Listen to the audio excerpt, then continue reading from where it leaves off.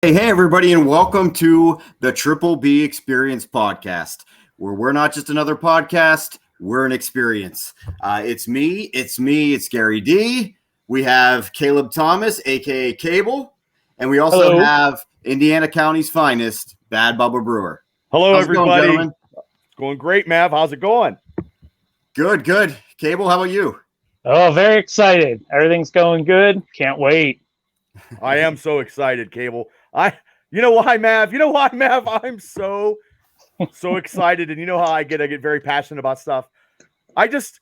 Ladies and gentlemen, I just want to introduce. Oh, this is awesome. We were honored to have him on our show. The great Larry Hankin is on the show today. What about it, Cable? Yeah, this is huge. This is a guy you're going to immediately recognize if you haven't already. You know, he's more or less, you could call him a pop culture icon, amazing character actor. He's got his fingers in a lot of stuff, but he's been all over Hollywood for, 30, 40 years now. So we're excited to get into this. Yes, we are. Yeah, so you heard it here, folks. We have the comedian, the actor, the writer, the performer, the director, the producer, the Oscar nominee, and one of Hollywood's most recognizable faces, the living legend, Larry Hankin, on our show this evening. So let's bring him in. Woo! Larry. There's no way I could follow that. There's no possible thing I could say or do.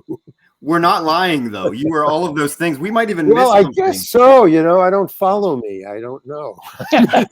There's 6 degrees of separation, Larry. You're in everything I've ever watched in my entire life. It turns out doing these podcasts that it turns out to be, because I don't even remember the stuff that they bring up. I was talking to a guy yesterday on the street. I was sitting in front of getting my tires changed. You can't get any more regular than that. Getting the tires changed. And he came up and he says, "Yeah, you're Larry."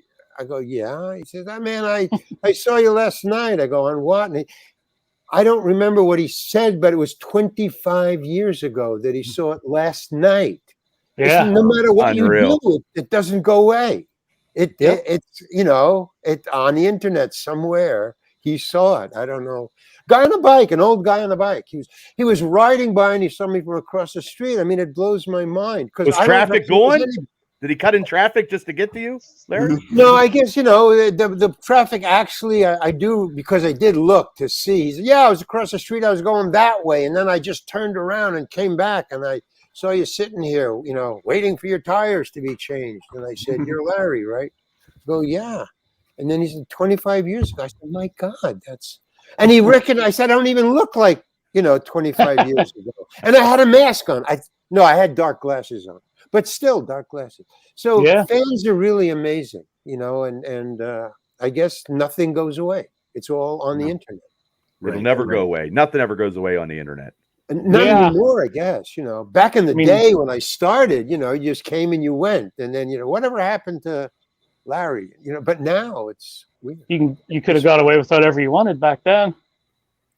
Say that again. I'm sorry. You could have got away with whatever you wanted back then. Exactly. Yeah, exactly. Yeah, you can get away with stuff. You can't. But was it a simpler time back then, Larry? Politics, then you can get away with anything. Yeah. Was it a simpler time back then? Is what you're saying? It's a lot stress-free. Simpler, it's much harder, but a simple and hard. Yeah. It was, because if young I don't know, performers come up and say, how do you get into show business? I couldn't tell them how to get into show business now. I mean, if I had to start over again, I'm starting over again now because I'm through with the acting. I'm writing now, writing a book. I'm writing a screenplay. That's a good segue here into what the first question. So. It's safe to say that you're most notable for your acting, but that's not necessarily where it all started for you. So take us back. Where did it all begin? Just a lack of any kind of input from my family. They were just not curious at all. There's no books Uh-huh. in the house. It was all kind of gray. My childhood was kind of gray. So when I didn't know what I wanted to do, I had no desire. I just didn't want to do anything. But what did you do growing up, though? What was your passions growing up? I was a pyromaniac. I lit fires, is what I did. Okay. So it was something to do, man. I burned down billboards. I burned down a barn. I set fires. Yeah. I loved fires. Well, I plugged it in. I mean, I really made the transition because in the Boy Scout, I joined the Boy Scouts, the Cub Because you Scouts, started and the Boy fires? Scouts. Well, I was the fire tender, and in Boy Scout camp. They just said, we're going on a hike. We're going on a hike. I'll watch the fire. Yeah, okay, keep the fire going, Larry. And they just went off sweaty up mountain trails, and I just kept the fire going. So Yeah. But I learned, but I knew about fires. I mean, I knew about fires like I know about writing now or setting up a punchline. I mean, I just, how the wind, how the air goes in and around, and you have to have spaces in the logs. Man, I did a number on them. I could have written a book. I still can. About So how you had light a no barn on desire, fire. no desire to be a fireman then, huh, Larry? No, that's just. That's the opposite of his passion. Right. Free, man. Free. you were the No, most they're valuable in a scout. box. You were the most valuable scout on hiking trips because if you didn't go, they didn't get any heat. Right. They couldn't build the fire. I was the fire. Basically, Hey. that was the talent. Here, let me do that, and then you get the tinder, and then okay, go away. I'll be here. And I tell you, just the end of it. But I was also, because I was a good storyteller. I was I like to perform and stuff. So at night, in Boy Scout camp, I think like once a month or once a week or something, they had a big confab where at night the whole camp got together to a big bonfire, big fire, and they made like a teepee fire with logs. It was about 6-7 feet high, and they put them like this all around, and then they put wood in and then they lit it on fire, and everybody gathered around, and then that was the stage, and then I would get in front of the fire. There was a fire behind me. Mhm. And then I would tell these stories, these scary stories. I would make them up, but I was like 15 or 16. And they go, oh, woo. And one time, I'll never forget, you can't get any more, like, you can't even do it on green screen. I'm telling a story, fire's blazing behind me. Huge, 6, 7, 8 feet tall minimum. And then I come to this, and then all of a sudden, wow, the scary thing. And he comes out of the woods. And just as I go, out of the woods, the thing caved in. And sparks go all over the place, and everybody, yeah. Show business. That's show business. Always got to make And them. that's when it clicked for you, right? That's when you knew you wanted to do it. Wow. Yeah, that was it. That moment, man. The when fire in the they just cornfield. Screamed, the fire falling down, and the smokes and the smoke and the sparks, from all those logs, like that, and they just screamed this big, huge scream. And the only other time it kind of matched it was when I was in the committee. I was in the second city in the committee. I was a stand-up comedian. That's how I got into show business. Mm-hmm. Right. I went to college and I studied industrial design. That's where all the pictures come from and stuff. And then but when I went in the committee, I would do this, we would do these improv, and that was the greatest time. Those were the biggest laughs of our career, the committee and second city. I mean, we did funny stuff, really belly laughs.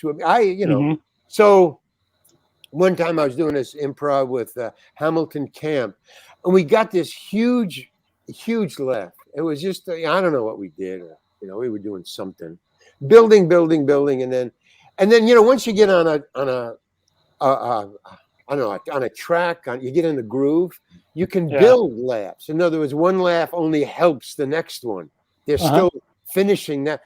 And it just kept on going like a ladder, And then we just did something. Well, it was a skill and an art that you mastered, right? It was a skill. Well, yeah, because we had been, I was there for 10 years. I improvised for 10 years, man. So and that was what I was doing every night, 8 shows a week, just Second City, and then I immediately went to the committee. We 4 or 5 of us cut out. We had a director, and we just said, "We're going to San Francisco. Screw you guys." Boom. And we went, and I thought, don't quit your day gig. That was the. Was it a friendly rivalry though when you left? Yeah, because we finally matched them. I mean, we were getting reviews. Hey, these guys are as funny as Second City. Whoa, Yeah. Okay, screw you guys. See, we know. There you go. It took us 2 years to get there, and a lot of in the beginning, the first year was really establishing yourself. So we had 2 rules. Don't quit your day gig. We didn't have any day gigs, but we rehearsed during the day, and we don't quit your day gig. And if there was more people on stage than in the audience, we didn't have to do a show.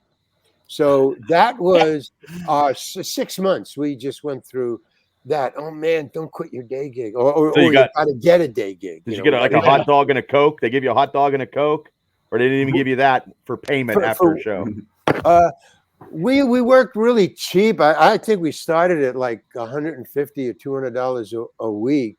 It's more than Bubba pays. So. Yeah. But finally, when we closed, we were doing the stage. We were getting $500 a week. That was like a fortune in the 60s, and for being on a stage show, that's a lot of money. Now, when you were doing your comedy and your stage work, did you plan on taking that to in front of a camera? Was that ever, how did that come about? No, I wanted to do that. There was a couple of us who wanted to do that. We had enough money. We had a lot of backers, and then they just kept on coming in because as we got more successful, of course, I want to be a part of you guys. Everybody gets on the bandwagon. Well, yeah. So we got we had enough investors, and we had some money saved up. I mean, I wasn't in charge of it, but Alan, who owned the theater, the group, he said, we're going to open up another theater. We have enough money to open up another theater for drama works, not improv, but real plays, new plays, because he wanted to direct regular plays, not improv. Because improv, it's up to the actors. I mean, we were in charge. The director just shapes and tells you what to save and what to throw away. He's like an editor and a shaper, but he can't tell us what to do or what to say, So he wanted to be more in charge. I mean, he wanted to be an artist, so he opened a drama thing. So we did have enough money, but nobody was interested in the drama thing. I mean, the theater audience. When we were packed, and the theater was a block away, but nobody would. It kind of was creeping along. We kind of we broke even on that, but we were making a lot of money at that. And we became famous, and rock and roll bands started coming, and then we had an open Monday night. That was our day off. So on open Monday nights, we would rent it out to whoever, and mainly it was, Baba Ramdas and Leary and rock bands and single performers from rock bands who just wanted to do an evening by themselves. So they were the Peppermint Tree, which was a big famous rock band haven, which was 5 doors up from us. So all the big rock bands would come through. They'd play Berkeley, a concert, and then they'd do the Peppermint Tree for a week. And during the Peppermint Tree, they would come to our early show or come in during their break, and they would watch the show, and then one of them would book an evening for themselves on their last night. They would say, "Hey, let me do a Monday night," And so we had the Mothers of Invention performed, and all the new, now old bands from the 60s, all of them. The Love and Spoonful and the Mothers of Invention, and Frank Zappa would do an evening, and I can't remember all of them, but they were, all the famous. They became famous in the 70s and 80s.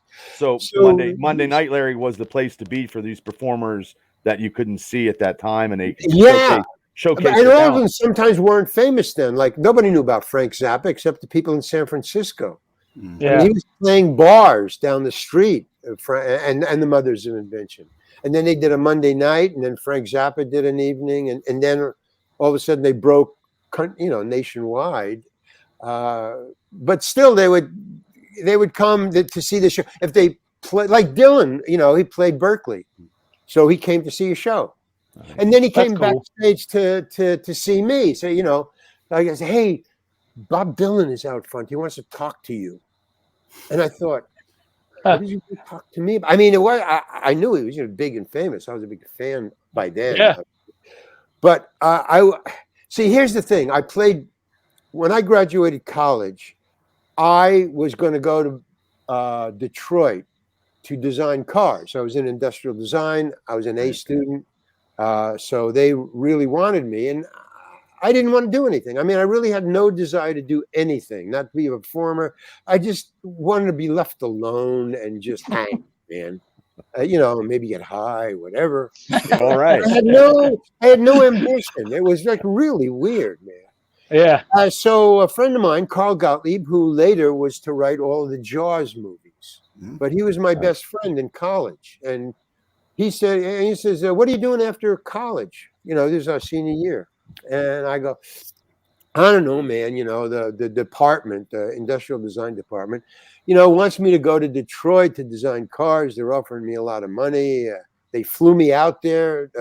Ford Motor Company flew me out there to interview me, show me around. And all they did was mock everything they showed me.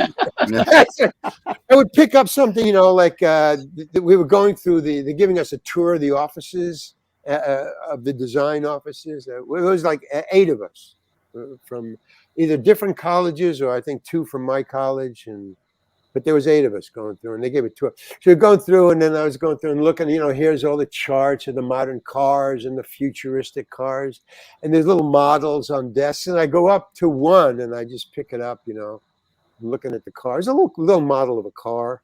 And I'm looking at it, So the guy, the tourist guide, or one of the designers, he came over to me, saw my interest. He goes, oh, yeah, you really like that, huh? Says, that's what we do. You have to build them. You have to make little models of them. So I said, no, I think it's kind of crappy, actually.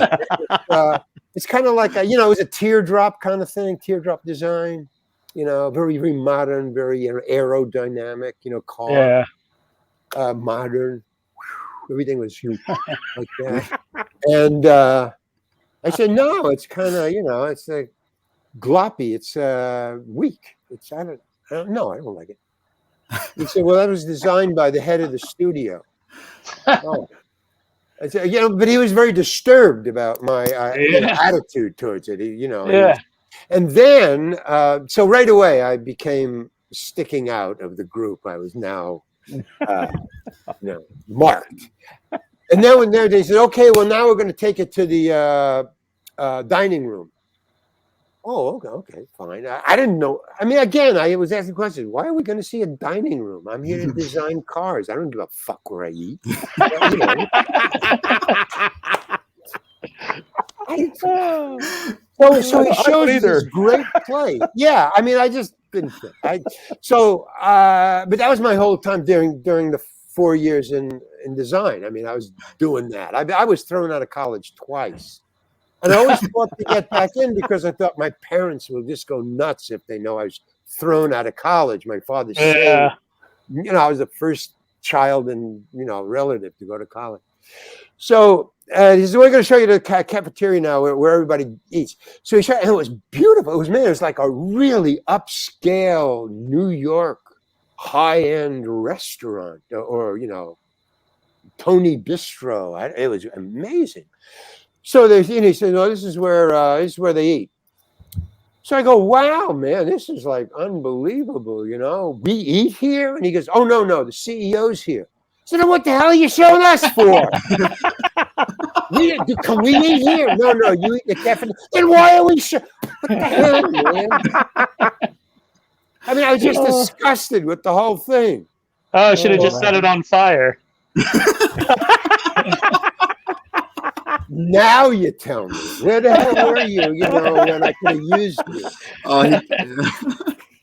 But then, so, I mean, I got a bad report. Larry, what were you doing there? When I got back there. They said no to you. They passed on you, Larry. And I said, okay, Surprise. but I graduated. So Carl came up and said, I said, well, I'll probably get a job somewhere in Detroit. I mean, that was just a Ford company. There's millions there. So he says, why don't you come to Greenwich Village? Carl said he was going to Greenwich Village. He wanted to be a writer. And he had lined up some newspaper jobs, very small newspapers, not, just area, 5 or 6 blocks, 2,000 or 3,000 readers. But he had a newspaper lined up. So he said, I'm going there. Why don't you come with me? And you'll find a job there. And I said, okay. I figured temping or whatever. Yeah, because I didn't care. It was just What about construction?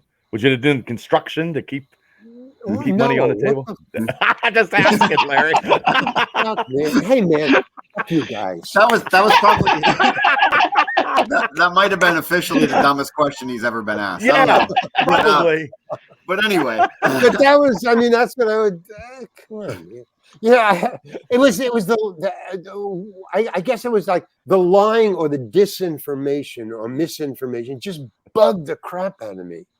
So that's, if I heard that, that's what Right. I was triggered for that kind of info. So I said fine, because at least Carl knew what he was doing, and I thought I didn't care really.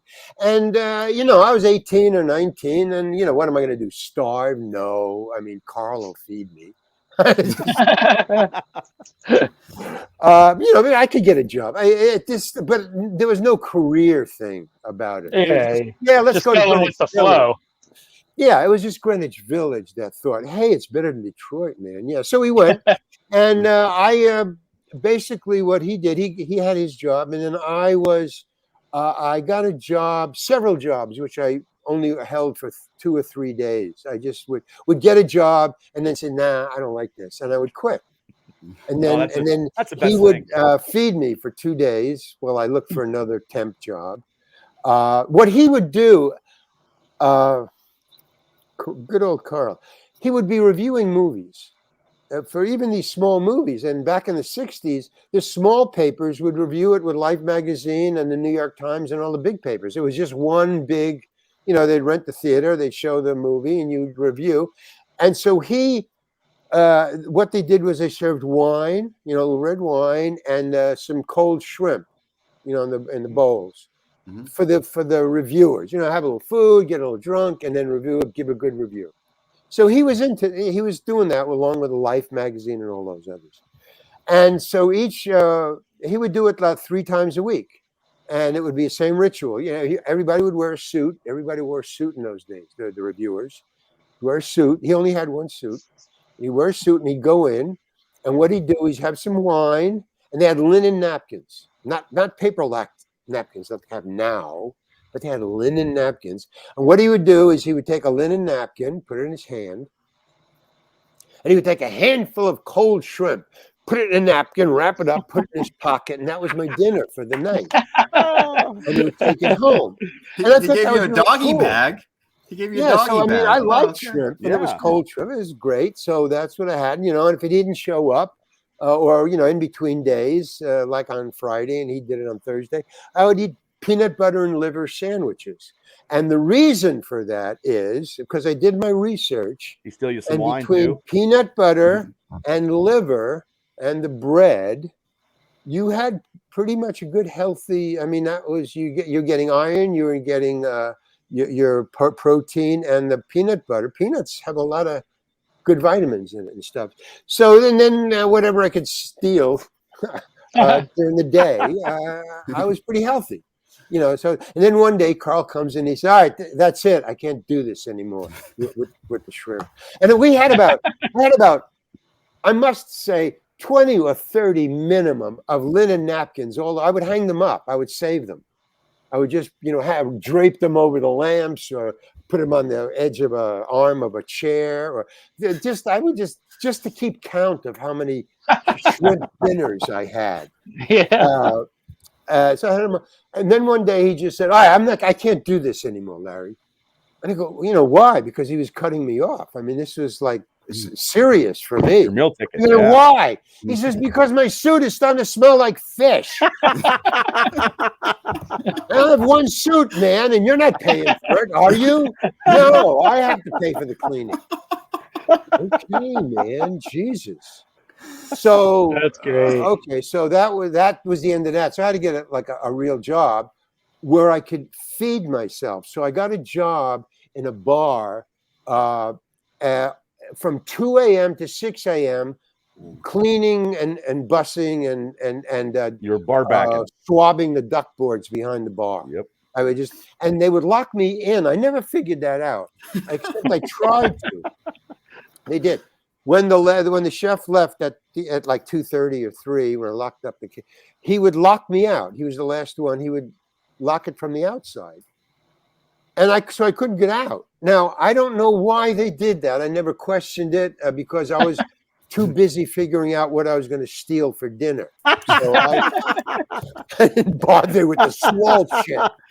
I had bigger fish to fry. Did you grab some beverages? I had to figure out how to steal it and how to leave no fingerprints or empty spaces.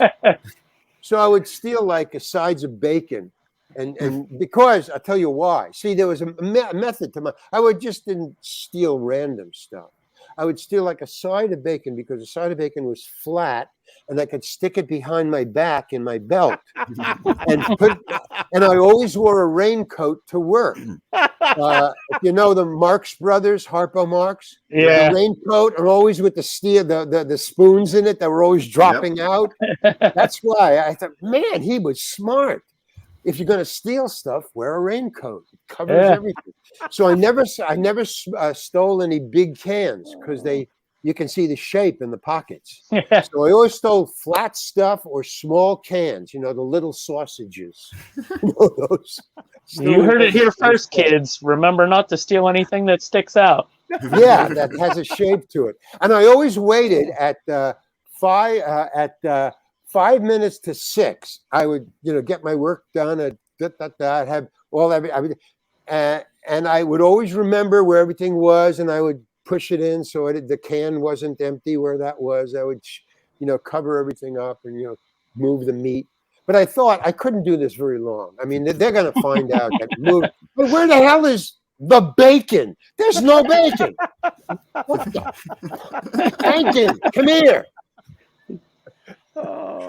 So I thought that was going to happen. So I figured I got 2 weeks to do this.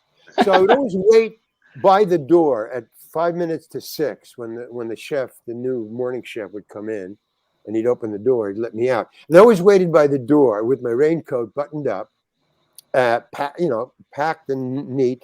And then he would open the door. And as he would open the door, I'd say, "Hey, Ralph, how you doing?" And I would just slip out. I didn't want to talk to him. I didn't want to, stand there and go, "Hey, what do you got there?" No, I just, I slip out. And then after 2 weeks, I quit because I figured, don't couldn't overstay your welcome. Don't be greedy. Don't be greedy.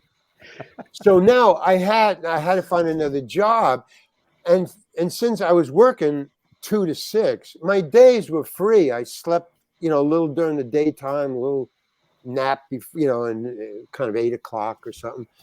But I had my evenings free, and I was in Greenwich Village, so I would go to the coffee houses. And I would just waste time. I'd buy 1 cup of coffee, and I could sit there for 2 hours, 3 hours, and open mic nights. That's what I watched, because the price went up Friday, Saturday. I think it was Thursday, Friday, and Saturday was more money. So I kind of, went other places. But Sunday, Monday, Tuesday, and Wednesday, and sometimes Thursday, open mic nights. So I said, man, I'm funnier than these people. I can do that. So I started to do that, while I'm waiting to, go work the duck boards. So I would get up, 5 minutes. Now, here's the thing about open mic nights, which is the best time I've ever had in my life. That's awesome. Because open mic night audiences are totally forgiving. They do not boo you. They do not heckle you because you got 3 to 5 minutes. Well, in 5 minutes, their friend is going to come up. So they don't want to, make any noise or something. So they're just waiting for you to get off the stage. That's all. Yeah. That's all they're doing. So, yeah. This guy's fucking awful. But I'm not going to say anything because my friend is coming up, and then this guy's friend is going to start bugging my friend. So there was a communal, hey, just sit down and shut up until your friend comes, and then clap and laugh and shut up. Yeah, don't be a dick. Don't be a dick. Yeah. Great. That's going on my bumper sticker. That's okay. I like that. So, Larry, was there a kind of etiquette for you guys doing the stand-up when you did it? Each buddy didn't try to take anybody's material if they heard it like 2 days before that? I don't know because I didn't have an act to steal. I was awful. I mean, I was really awful. No, but I Because mean, would here's you the thing. steal? Or would you steal since you stole food? Would you steal? Because no, I'll tell you why. Very simple.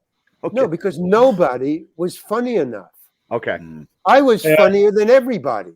I mean, if you're going to be a stand-up comedian, you have to have that mental armor, or you'll never get anywhere because you're bad in front. Anybody. I'm good like that. Because getting up on a stage is not like me and you three guys. Right. You guys are laughing at me. I can't do this on the stage. Yeah, I mean, there's a looseness here. Forgetting even the Steam Yard and the Zoom thing. If we were in person and we're sitting around an audience, we'd all be laughing. Hey, bop, bop, bop, bop. Just guys shooting the shit. When you get up on the stage, that's the first thing you learn. That's the first thing I learned is, this is totally different than making my buddies laugh, from You're their alone. conversation. In other words, I'm feeding off, you're giving me input and I'm giving you back. And then, if we're laughing back, it's a give and take. But on an audience, they, make me laugh. It's I'm not giving you anything. Why? Yeah. Why? There's an expectation there. Yeah. So there's and that expectation is a big surprise when you get up there and you say something that you think is funny, and it ain't at all to nobody. Yeah. You find out real quick. Yeah. But because I am a funny person, I mean, I won funny. You can win the high crowd school 2 years in a row. What? You can win the crowd then, even if somebody was. No. It's just a learning process. It's just Okay. you just get funny and then you remember. And that's the weird thing about somebody who is funny. I'm talking about a comedian. I'm talking about Kevin Hart. That fucking guy is just funny. I mean, he cannot be not funny. Yeah. There's a thing that goes on in your head, and you take this, and you just go, and what it is the thing that makes you laugh. So you give me this, and my mind just goes to this. Well, this is not funny, and this isn't funny. But you go this, and my mind goes this. That's funny. There's like That's a formula to comedians it. do. Yeah. They just You put got two to and find two the together. pieces that work. More than a singer, a comedian is a communal art. You're standing up there all alone. Bullshit. Yeah. Try making, doing your stand-up to one person in an arena. So Larry, it'd be really hard. Really hard. You said you weren't any good. So was there ever a point that you got booed off stage or A lot. at that point? Oh, yeah. A lot. Oh, well, either they didn't like what I was talking about because I just picked a subject that somebody didn't like, or I just I was just going on too long to get to what I thought would be funny or where it was going. But again, it's only 3 minutes. So, okay. So you're booing me for 3 minutes. Fine. Yeah. Well, you're not the only one in this room that's gotten booed off stage. Cable got booed off stage at our prom for singing karaoke. So, Yeah, I mean, and every comedian. I once saw a great comedian. This is years and years ago, way before. And I went to Catalina Island, and there was this comedian that I'd seen on, the Ed Sullivan Show, or some, Jack Parr or whatever. A really funny comedian. Hey, lady, funny enough to sit down with the host. So he's really funny. And there he is on Catalina Island in this bar. And I said, "Oh, let's go in and watch this guy." And I had a date, and we went in, and he was awful. I mean, he was funny, but the bar didn't like him. I mean, he was just dying. I mean, he was trying, and then they had hecklers, and he had heckler stoppers, and it wasn't working. I felt sorry for him. I really did, because I knew that he was a funny guy, and he wasn't funny, and it was just an uphill grind. And I knew, just from compassion from me being a stand-up comedian, I did, so I left. But a couple of weeks later, he was on another show, and he was really funny. And you just take it in stride. You can't win. I mean, you can't be a winner if you're afraid of losing. I mean, what the fuck, man? That's good advice. Yeah, that's true. I mean, if you're afraid of losing, forget it. Get out of here. It's home. That's why we do this podcast. Yeah. No, but so but I have a very fast learning thing. I mean, within 6 months of me getting up the first time, I was opening for Woody Allen in nightclubs. In 6 months? Yeah, 6 months. Sometimes it takes 2 years. Oh, but, yeah. And it was Woody's manager who came up and hired me. Not hired me. I came off the stage at a 3-minute thing. I think they let me go on for like maybe 6 minutes, because by then I was really funny. So if you're funny and you're getting laughs, awesome. Do 6 minutes. Okay, fine. So I came off the stage, and it was Jack Rollins, Woody Allen's manager. I didn't know who he was. He was just a guy, an old guy. He was an old guy with gray hair, like me. And he goes, at least you still have it. Yeah. He goes, you got a manager? No. You want one? Oh, man. Yeah. That's why everybody's here. That's the one thing about Greenwich Village in those days. Everybody who is famous now was in Greenwich Village. Everybody. All of them. But also all the folk singers and all the rock bands now know. They were all in Greenwich Village, and they're all unknown. But nobody was in Greenwich Village to get famous. Yeah. Everybody was in Greenwich Village to get representation. That's what you want, a manager. If somebody got a manager, they were like king of the village, or king of the night, king of the coffee house that you were playing in. Yeah. Hey, man, I got a manager. Wow, man, cool. And then you wouldn't see him because now he was booked and on the road. Yeah. The attrition was just, you could see it as the 60s went on. And Dylan was there. He wasn't Bob Dylan. He was this guy who couldn't fucking sing, man. And he was a little guy. I mean, and then he had 12 string, and then the 12 string was just as big as he was. I mean, and he had it in a guitar case. So the guitar case and him, what is this? What is a child doing in a coffee house? And he had a gaggle of 15-year-old girls following him. And the thing that bothered me all through the rest of my life, because, finally you come around, you go, man, that guy's a genius. Wow. Is how did those 15-year-old girls know what it took me 5 or 6 years to come around to? I mean, those girls knew that, and he was like 18 at the time, and he was just short. But he got up on the stage and he sang, and I just walked out, man. I go, what? Yeah. Out, and then, a couple of days, and then I was on the road, because I was opening for Woody Allen and Miles Davis, and I was on the road. And then I joined, and I got booed off the stage sometimes. I mean, really. I was opening for the Love and Spoonful in an arena. I was doing arena shows by then. Yeah. And we were touring the United States, so I was opening for rock bands. Nice. Blood, Sweat, and Tears, Blues Projects, Love and Spoonful, Miles Davis, the Kingston Trio, and I'm opening for Love and Spoonful in St. Louis. And not only did they start to boo because I was talking about body parts, breasts and penises, and they started to boo, and I'm yelling back at them, and they go, boo, boo, the clean stuff, tell the clean stuff. And they're going, what, you don't want me to talk about breasts? Boo, boo, boo, boo. I'm going, this is a college crowd. What the hell are you? Where are you? You're college kids. You don't want me talking about breasts? What's going on? Yeah. And then finally the police pulled me off the stage. Oh, man.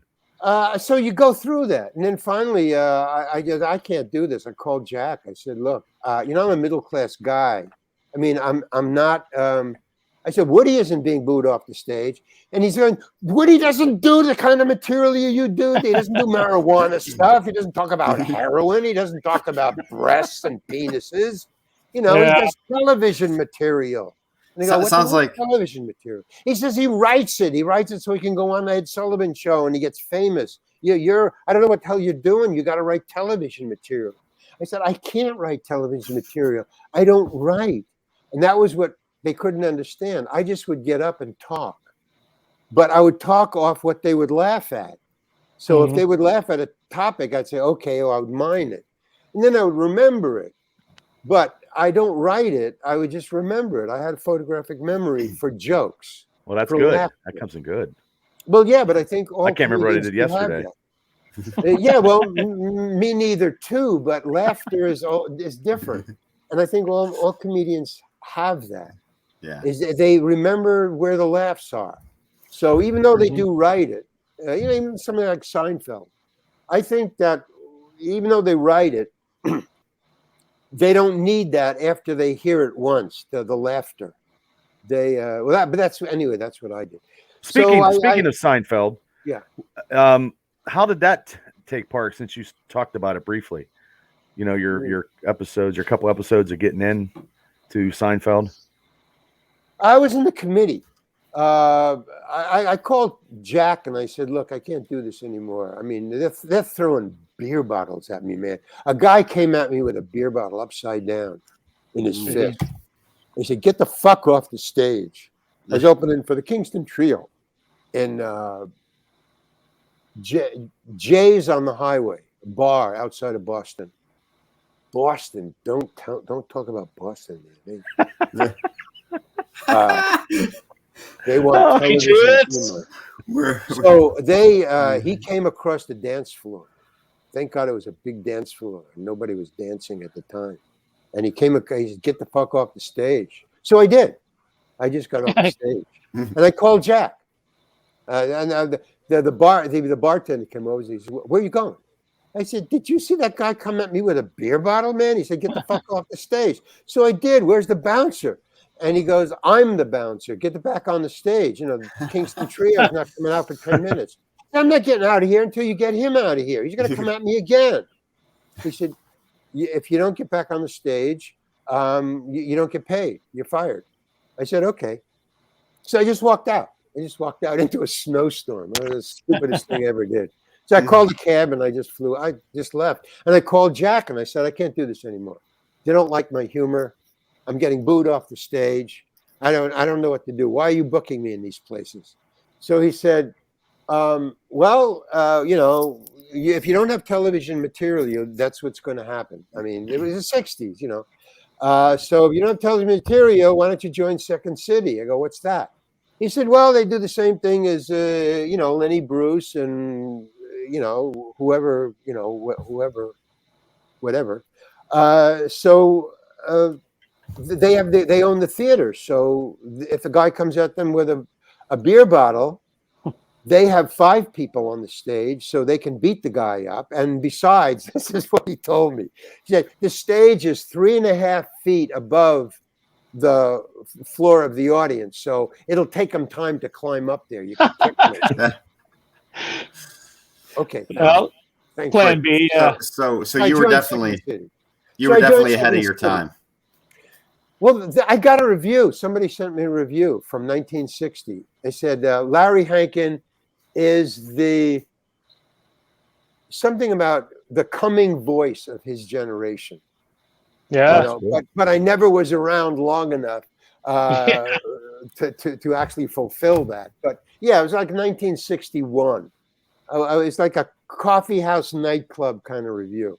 So you know, it was very small, but I thought, wow, man, that's so cool. You know that they said that. Somebody got it. Excuse me. I just said somebody got it. Yeah. Well, yeah, but I mean, you know, because I was doing what everybody else was doing, but it was only in the Village, so I stuck my head up, and he saw it, but I got, you know, booed in Boston, Right? Boston, and thrown out of a. The Love and Spoonful thought it was great that the police pulled me off their stage. They didn't want me to go. They was in the wings as the police were taking me off the stage. 20 police. 10 police on each side of it was a theater. Wow. They marched up on either side, and they weren't angry or anything. They didn't even know why they were pulling me off. The dean of the college had called. He was standing in the back. And he said, we got a dirty comedian on the stage. You get some cops over here and get him off. We want the Lovin' Spoonful on. So they came immediately, but they didn't know dirty from. I mean, what I had done was that when they were booing me, and then the guy made the phone call, I did switch to, quote, cleaner material, but, just to shut them up. And they were throwing the arms of the chairs up on the stage. Wow. They were ducking. Yeah. So I said, okay, I'll do clean material. So while I was doing clean material, the cops arrived and stood in the back, and I was doing clean material. And then when I got a good laugh on something that was clean, I thought, well, okay, they're on my side now. And I said, okay, back to penises and breasts. And they just got fucking mad. Yeah, no. And then the guys in the lights went on in the auditorium. And I see cops marching down the side thing. And then the guys in the back, no girls were doing any of this. The guys in the back were pulling their armrests off theirs and passing them down because the guys in the front had no more armrests to throw up. So they were passing them down to the guys. Here, give him this. And they're passing them down and throwing them. Cops took me off, and the Lovin' Spoonful, as they're taking me backstage. They weren't mad. They just said, come with us. And I said, okay. And they just probably thought they were there for the bacon. Or probably whatever, but they just took me backstage. But the Lovin' Spoon says, no, leave him alone, let him go. Talk dirty, go on. They wanted a riot. They wanted the newspaper, to get the publicity. Publicity. They wanted the publicity. So they Yeah, said, no. So I joined. No bad press is bad press. Well, exactly, but not for me. I was thinking, well, yeah, but I'll never work. But they're going to get the press. Yeah. But I joined Second City, and then I went to the committee, and that's how I got to Seinfeld. In other words, one of their producers saw the show in San Francisco and said, "Hey, he's a funny guy." Your first acting gig was Laverne and Shirley, right?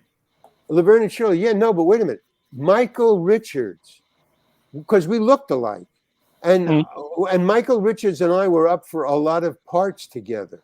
From the committee, we were all being hired to go down to the LA. They'll come up, watch the show. Hey, there's a funny guy, there's a funny girl. So I was, so when they went down there, Michael Richards said, there's a funny guy, Larry Hankin, and Michael Richards was on the Seinfeld show, and he said, hey, he could imitate me. I auditioned with him. We did a show together. We played brothers years before this. So Michael Richards recommended me, and that's why I got the part. That's cool. Get Larry. Awesome. So we did. Yeah. Well, from coming from a guy that was just kind of going with the flow, you really racked up quite a log of TV show appearances and then movie appearances. The money was great, man, and I wanted to make films, and films are very expensive. I want to make film shorts.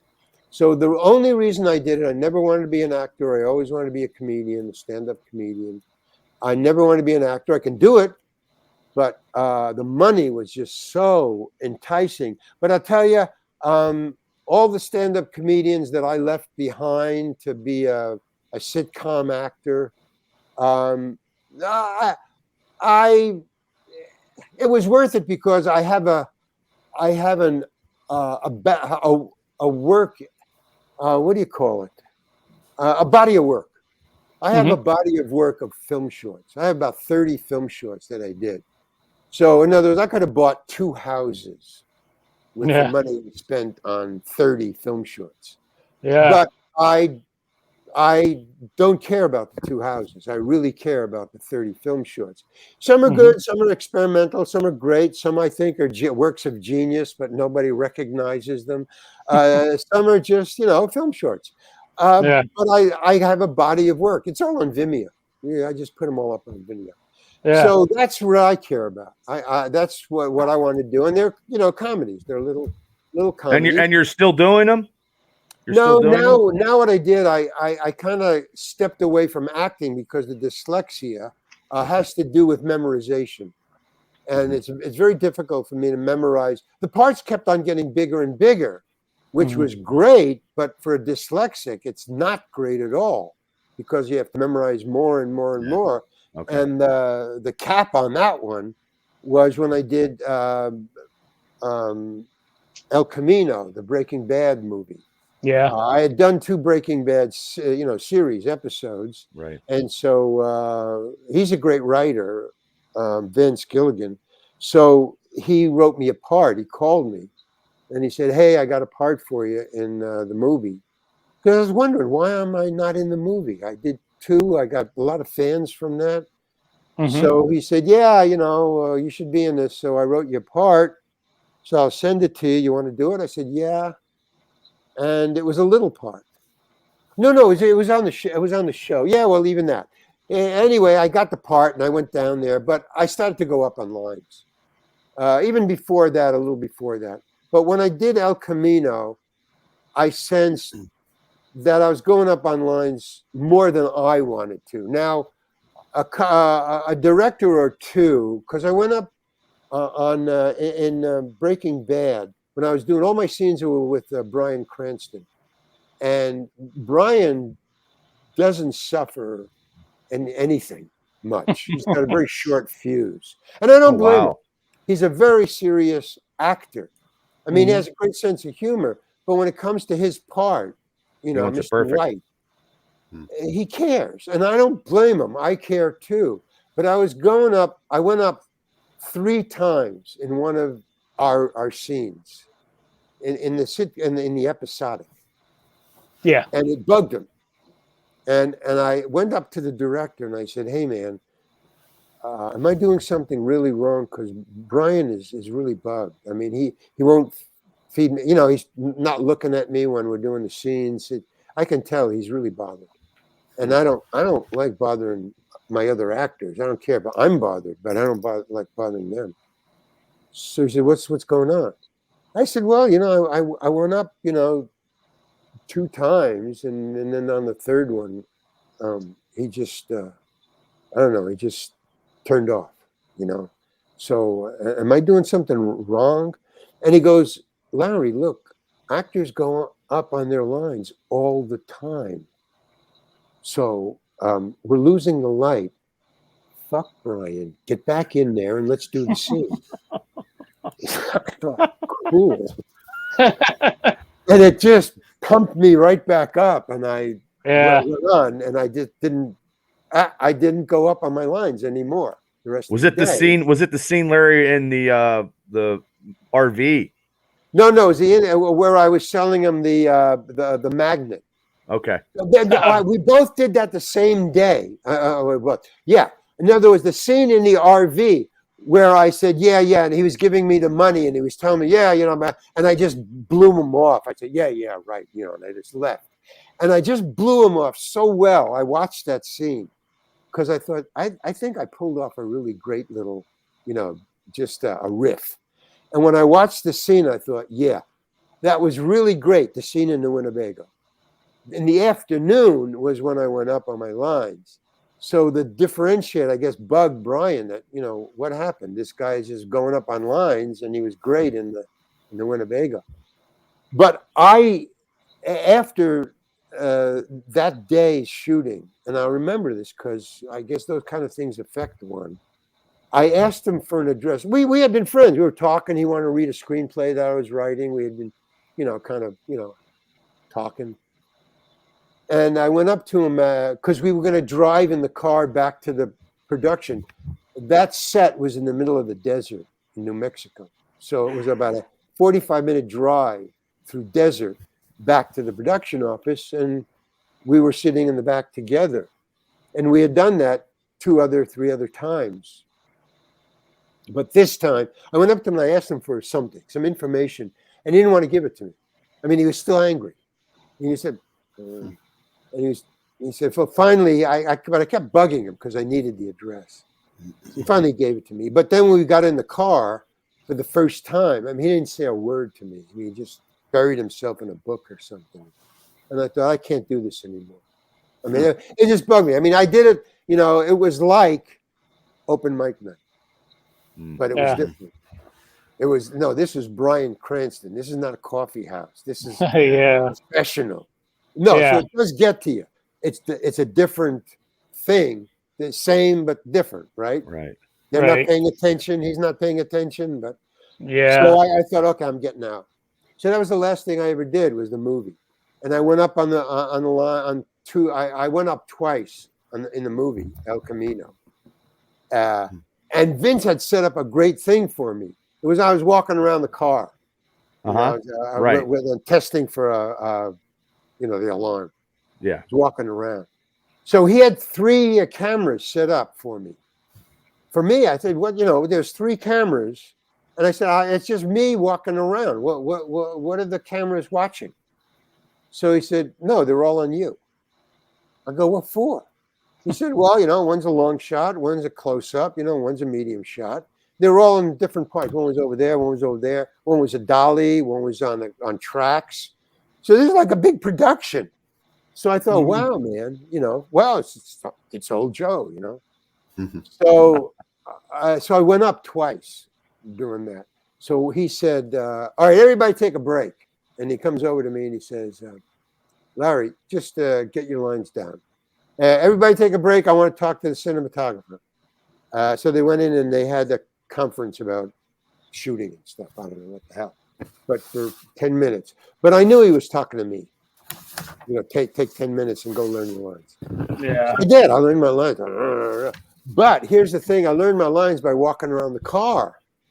So I just going over my lines, and the 3 cameramen were watching this, because they had no conference. He was talking to the cinematographer. So they're just sitting on the cameras, like this, and they're watching me going around. And then one of the cameramen got off the camera and came over to me. And this has never been done. I'm in 40 years of movies. Never happens. And you never will see this happen. Camera operator talking to an actor. And what he said was, when you come by me, that thing I had in my hand, thing? Yep. He said, lift it up higher so I can get it in the shot. I'm on a cowboy, which means a belt to the head, a cowboy, He said, so lift it up so it's in the frame.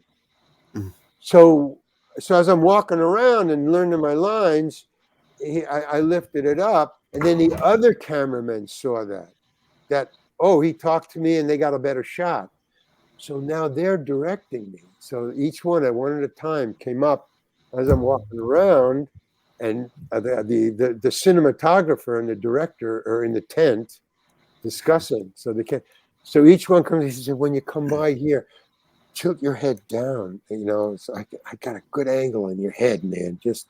So I said, okay. So they were each composing their shots, which is a no. You can't do that. You have to talk to the cinematographer, and then he has to get an okay from the director. Ooh. So so I thought, wow, this is a little thing, and I'm getting the benefits of it because they're getting good shots. And so then he come out of the tent. He said, okay, everybody, let's just go out. Larry, you got your lines down? Yeah. Okay, let's just do it. So I just did it around. I was perfect the whole time, And then he goes, okay, let's do it. Okay, take one. And I go around, and the one time I'm going around, the first time, I tripped. Over there. And I go around, and I go, damn it. And he goes, okay, do it again. And I did it perfectly again. And then he said, okay, moving on. So I only did it twice. I got everybody's, what their instructions were on the cameras. But when you watch the movie, they used the first one. The trip is in there. He left it in. It's only one camera. Okay. In other words, all that. He forgot, the whole thing. He just threw it out. No, man, just keep it on him and get that little trip. And I thought it was really cool of him to do that. Yeah.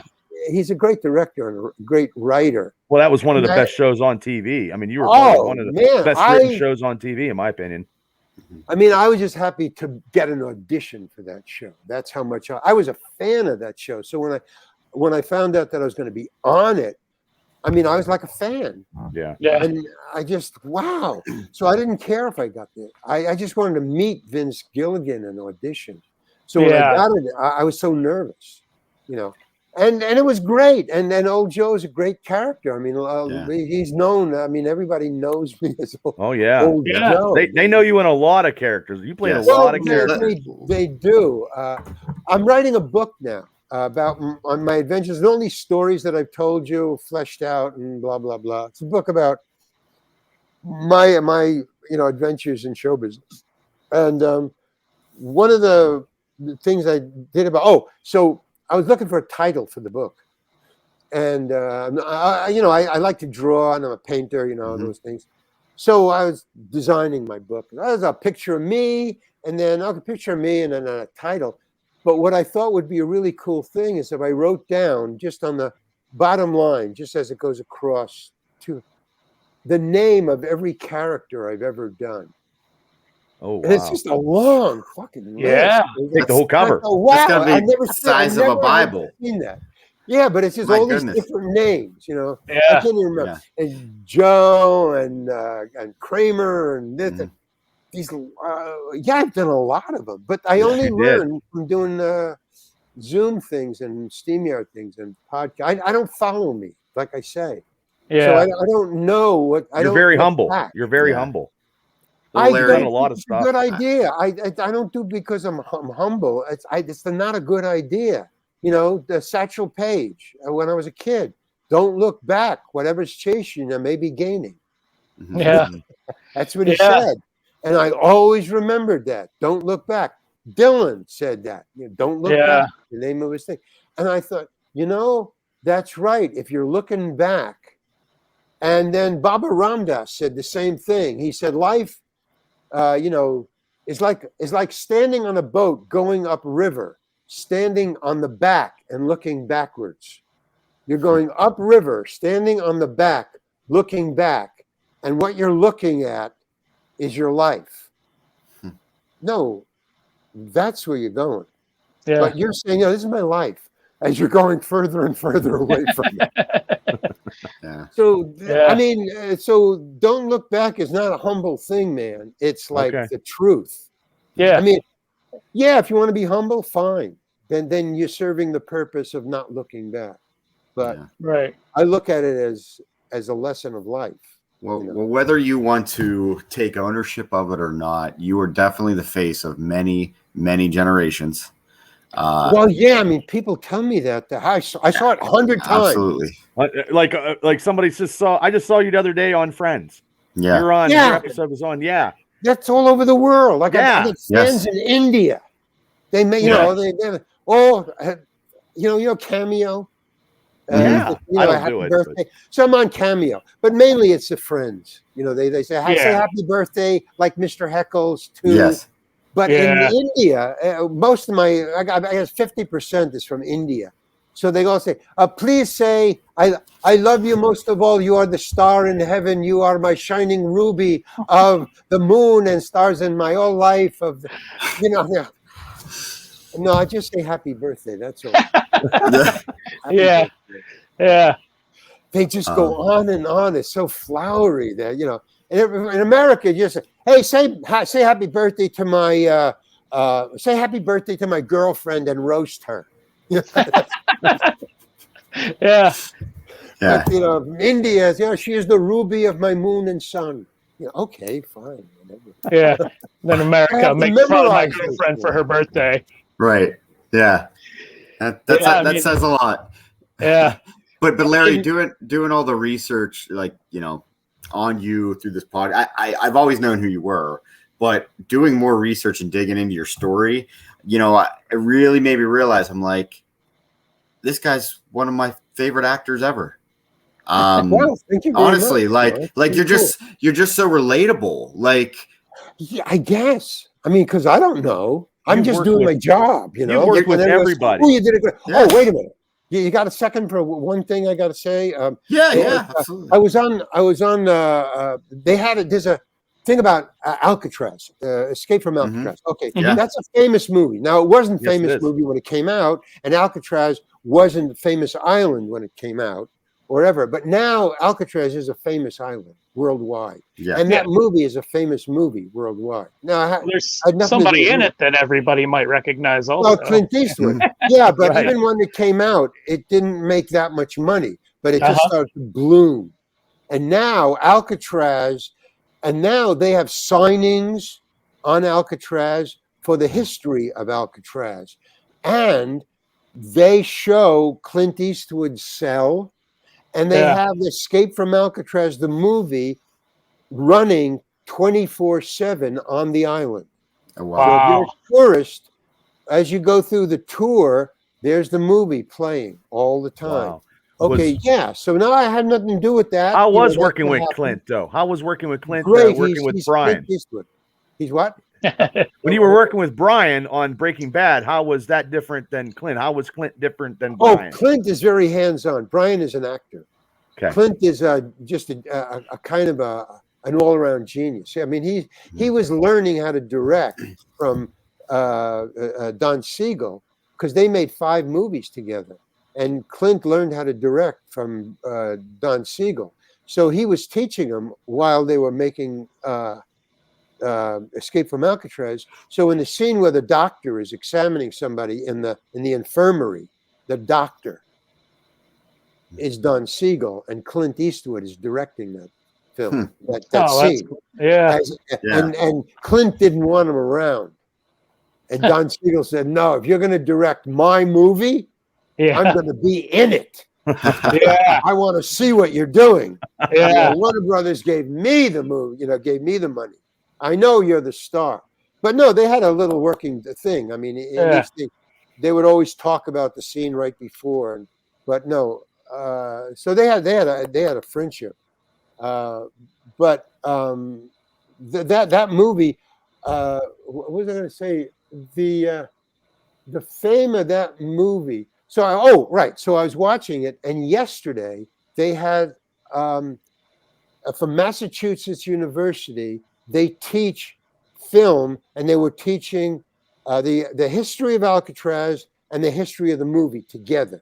So the professor ran a Zoom meeting of the historical writer of the history of Alcatraz, the guy who wrote the history of Alcatraz, the book, and me representing the Escape from Alcatraz movie. Yeah.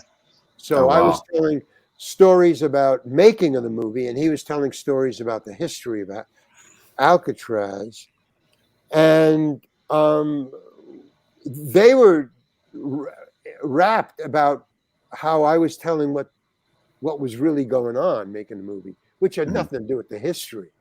It was Right. making a movie. It's still such a cool way to learn. Yeah, Such a cool way to learn. Yeah. So it had nothing to do with the history of Alcatraz. It had to do with making a movie.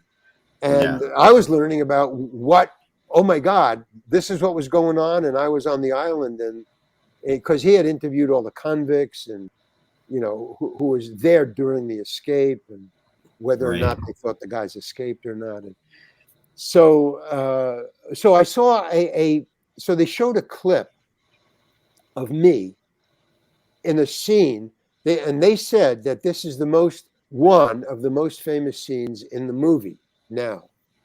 And it was a scene where I was talking to my wife, and she was telling me that my mother had died. So we're talking through that window where you're sitting and talking with the phone. So that is, and he said, and I said, "Why are you showing that?" And they said, "Well, because it's one of and Don Siegel told me this when I was doing it. He said, you got to be good in this. That and the crying scene at the end. You, Larry, have the only emotional scene in the entire movie. Those 2 scenes.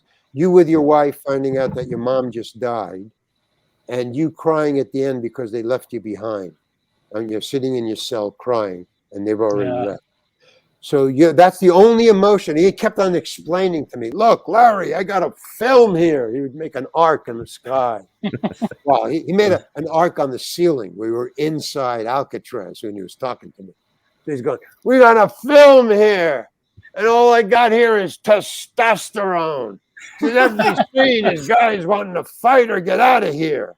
So I need some emotional resonance. Okay, so right about now, because I was saying I didn't have to cry in this scene. I was trying to get it because I didn't know how to cry. I'm not an actor. So he said, you gotta cry. Why? Because I got testosterone all over this thing. And you know, right over here, you know what's right there, Larry? No, what? That's you. And that's you crying.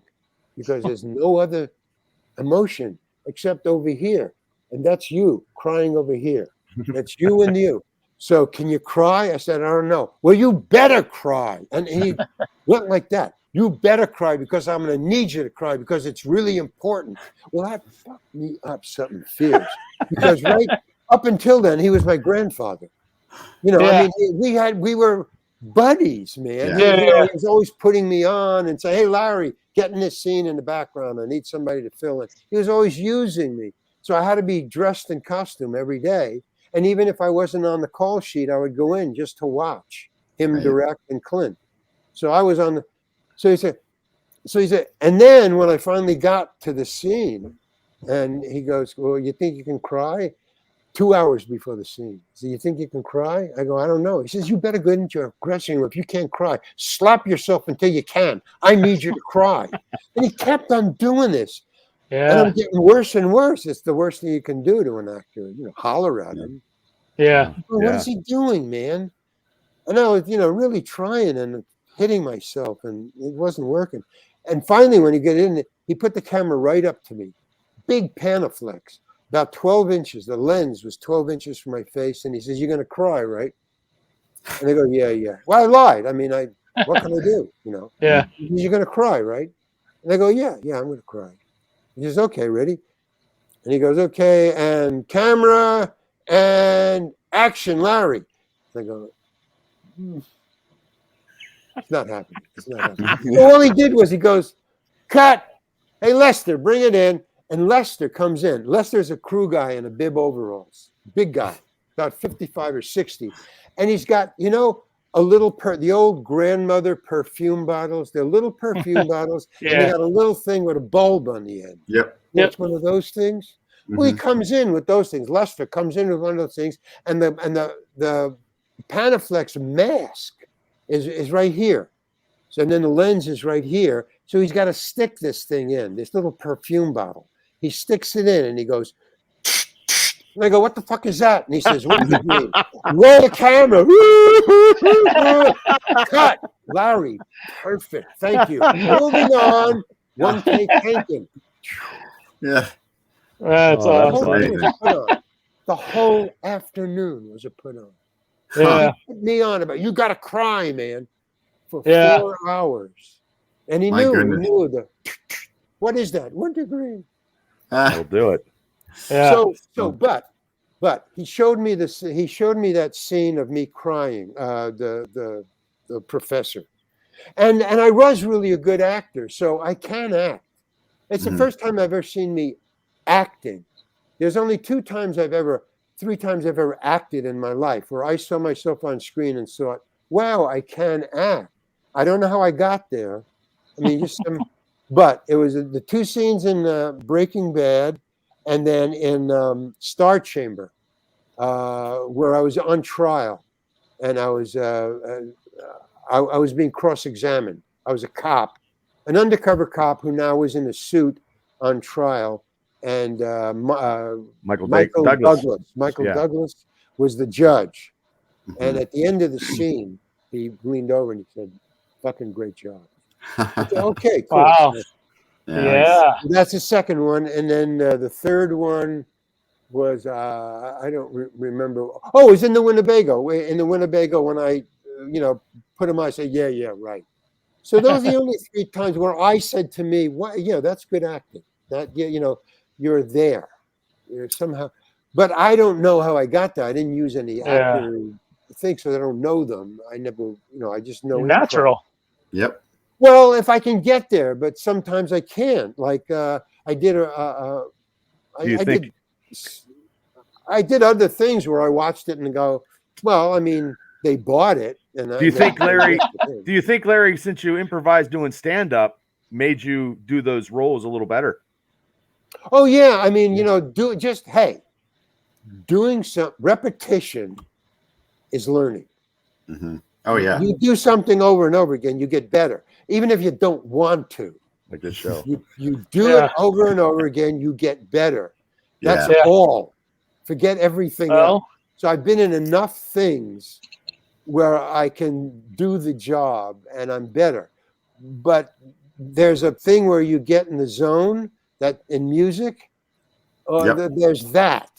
That is something else. And the zone is somewhere where you need technique and practice and repetition and catching lightning in a bottle. I mean, and 3 times in my life that I have said, that's in the zone.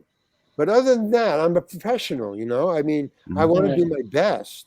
It's not like fucking around. I'm not. Well, right. But I mean, sometimes I just can do it, and it's good enough. It's professional, but I don't get in front of a camera. As a matter of fact, the camera turns me on. I mean, that's the whole point of acting, a performance. Yeah. There's a performance gene, just like there's a surgical gene or a running gene. I remember Greg Lukakis, the diving genius. Louganis. He was Olympic. What was his name? Louganis. Greg Louganis. Louganis. Yeah. Yeah, Louganis. They tested him. They hooked him up to I don't call it MRI or whatever. They had him in all kinds of wired things, and they had him jumping off boards and monitoring him. And they found that there was like tracks in his brain where if they asked him to do several different things. And when he dove, or they asked him to develop a new dive, he made new paths in his brain quicker than learning to juggle. Yeah. They try to teach him to juggle, and it took him a while to make the path. And once he made the path, he would juggle, and you could follow the path. Yeah, that's so interesting. But diving was just almost automatic. You say, do this new dive. 1, 2, he's got it, and the brain was there. Yeah. So you are born with certain proclivities. You can either find them or not. Sometimes your parents just kicks them out of you.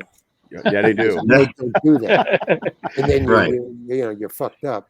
But so I have that, and then also my parents tried to kick it out of me. I mean, they didn't want me to be funny. They didn't want me to be in show business. I mean, my dad, I was disinherited, by the way, because I went into show business. Wow. He just didn't like it. So he tried to kick it out of me. So I know where I'm coming from. But it takes a lot of kicking to get rid of it. Well, at least you didn't light their house on fire. That's right. I did light the barn on fire across the street from my house because I didn't want to go too far away from home. Let's keep it safe. Yeah. Well, there's got to be some validation then when you look back at everything you've done and everybody you worked with. I mean, you've worked with so many people. Validation, yes. Yeah. But not from my parents. And, when you look at everybody you've worked with, I'll pose this question. Who was your favorite and why was it Jean-Claude Van Damme? Why was it Jean-Claude Van Damme? I assume that's the answer, right? Yeah. You are wrong, sir. Well, all right. How dare you assume? Well, you know what I did to you and me. What no, my favorites. What I grew up with is Jonathan Swift, Gulliver's Travels, The Odyssey, Lenny Bruce, Myron Cohn, and Charlie Chaplin. Those are my biggies. Picasso, and then the modern stuff. Bob Dylan and. That kind of stuff. Who else? The modern people, like their names don't come as quick as the old stuff. But let me see who. It slips my mind. But a lot of there's too much of it to remember. You've been in Bryan Cranston and those kind of guys. You've been with so many people. You've been with so many people in the small tube and the big screen doing stuff, so everybody's connected to you. Yeah. It's like Well, yeah, but there are Hans Conried looms large. Do you know? I mean, that's where in my heart, those people that I just named were geniuses to me. They were, Right. you know, the pantheon. But for the people that I connect to who are in my bailiwick, that I'm like, not that I want to be like, but that I am one of. It's like Hans Conried, all the great character actors. You know, in Stagecoach, the tall, thin guy, the movie Stagecoach on the Stagecoach. Not John Wayne, but he has two sons that are actors now. But he's very thin, had a mustache, wore a tall hat. Yeah. But those kind of guys, the thin guys. Yeah. I can't The remember French either. actor, you know, for some reason, this is I can't remember anybody's name who you want me to remember. Oh, that's okay. That's dyslexia. That I mean, I'm used to that, but it's never hit me this hard. I mean, I can't remember anybody's name. It's like I also have, like I said, what do you call it? The emotional thing. Wow, I can't remember anything now. See, ADHD. Well, ADHD too. I have a little of that, and OCD. A little of Okay, that. yeah. Little sprinkles, you know. Which is tough to be an actor or comedian and have to deal with that. So you overcame Well, a that's lot. why you know when I started going up on my lines, I said, "No, I'm going to write now." Yeah. Because I can sit here and think about a line for a half hour. Right. No pressure. Yeah. No pressure. Well, Larry, we have a couple. We call this rapid fire. 10 questions. So what we're gonna do before we get off here, we're gonna rapid fire some questions off, and first thing that pops into mind. Some of them are fun. Some of them are about your career. But the first one is, what's one thing you always have stocked in your refrigerator? An ice cream pop. Okay. Popsicle. There you go. Yeah. Yeah, that's a good answer. That is Take good. that. Or bacon. Or bacon or shrimp. Like a little now, because of the health thing. Yeah. No, I feel you. I feel you. I said to somebody every once in a while I'll get some bacon, just to mortify the flesh, just, in case the apocalypse comes, I can eat garbage and it's okay. My body is used to it. There you go. But I said to somebody the other day, I said, "Well, do you have what do you think is healthy?" And they go, "Oh, well, every once in a while I eat bacon." And they go, "You eat bacon?" I mean, they just were horrified. They were repelled by it. Yeah. No, I mean, once a month, just to mortify the flesh. You got to. So go on with the thing. Okay, Yeah. so question number 2: if you had one superpower, what would it be?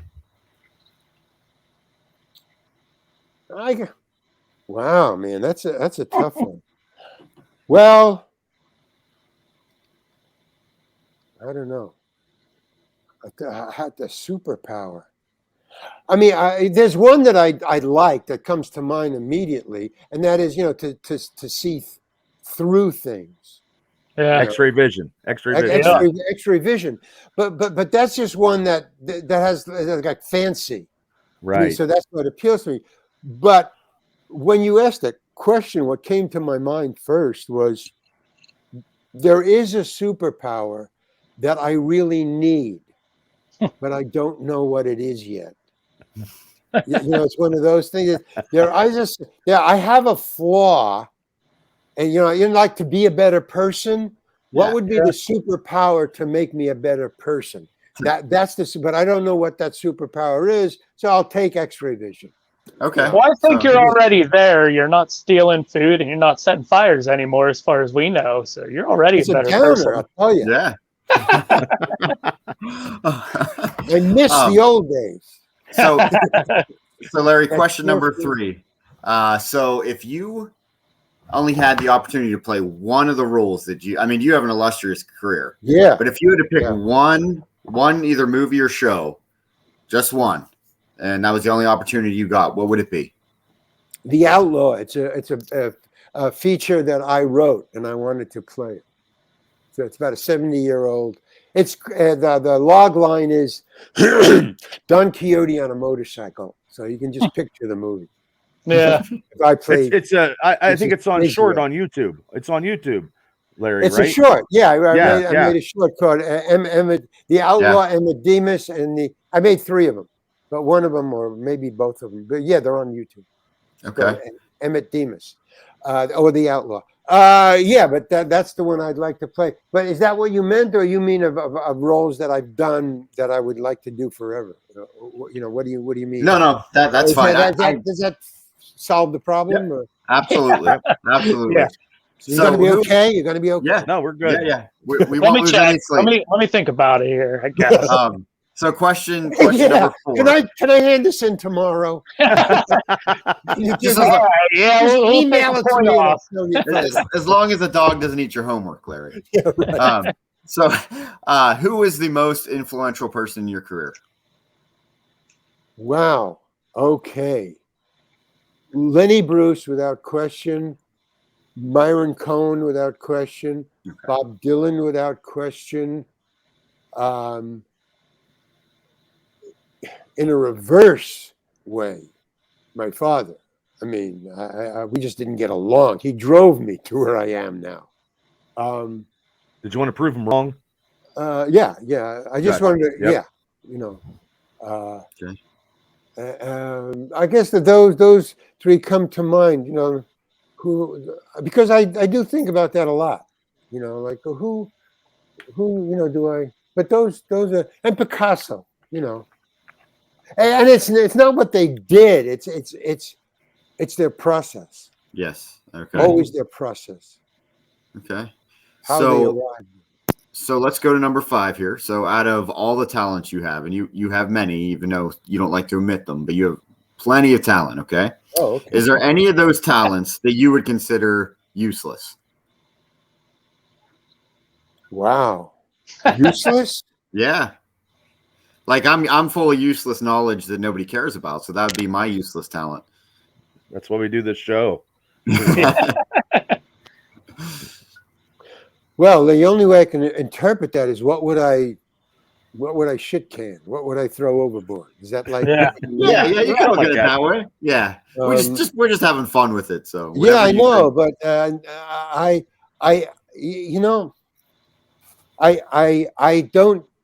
I hesitate to throw anything overboard because I'm You never not know when you can use finished it. with using. That's true. And here's the one thing. There's a reason for it that I got to tell you.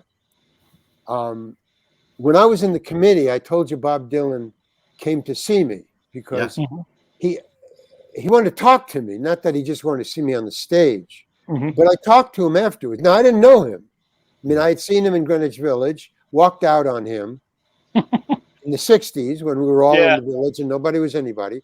I walked out on him, hadn't seen him again till many years later. Was on the committee stage, and some waiter came backstage and said, Bob Dylan is in the audience. He wants to talk to me. By now, I thought he was a genius, and I had all his records and stuff, So I didn't know why Bob Dylan, who was playing in Berkeley, was in the audience and wanted to talk to me. And I suddenly realized, why would he want to talk to me? And I thought, oh, my God. He saw me walk out on him in Greenwich Village. Oh my! And he wants to know why I walked out. And now he was a genius to me, so I was fearful of, like talking to Picasso or somebody. It's somebody who. So I walked out and I go, yeah. And he's sitting at the table and he goes, let's get out of here because people were bothering him.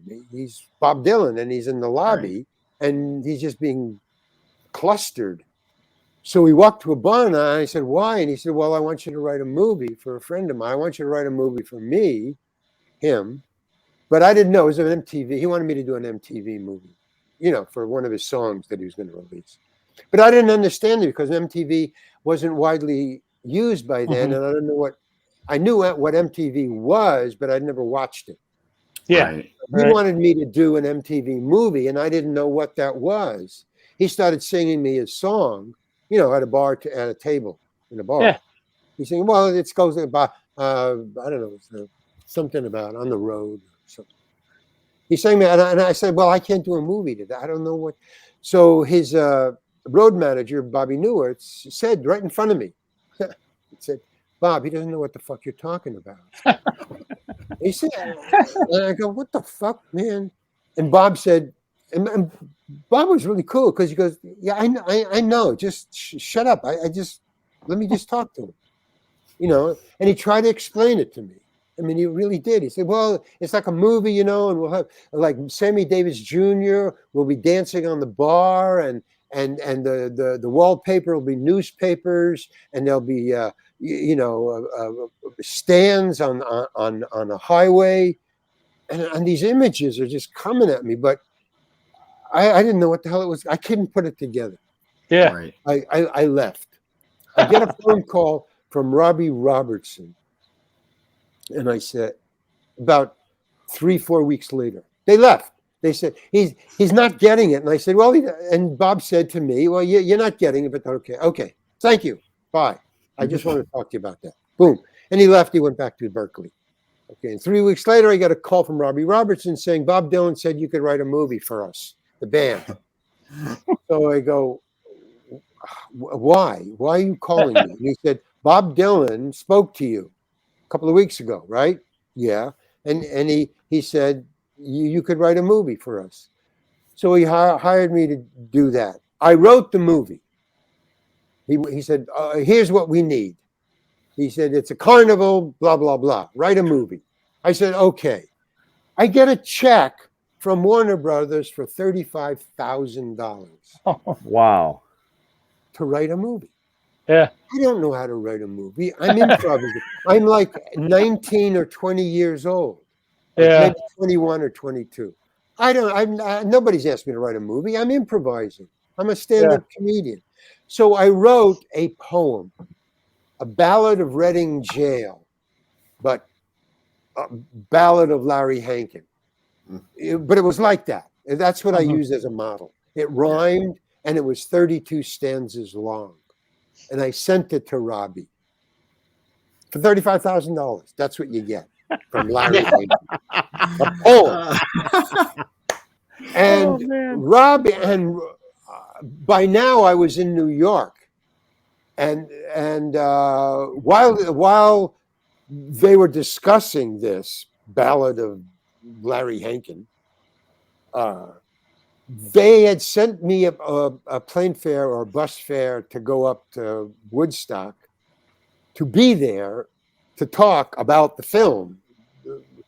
Because basically what they figured, well, this is like an outline or a synopsis, and it rhymes, but it's crazy. But I was up there, and he called me up there. Robbie called me in Bearsville. I was now up in Bearsville, and he said, do you mind? But he didn't understand this poem at all. But he said, do you mind if I give this to Bob, who is now in Bearsville? That's where he lived now. And I said, I don't care who you give it to. You know, I had the $35,000. Yeah.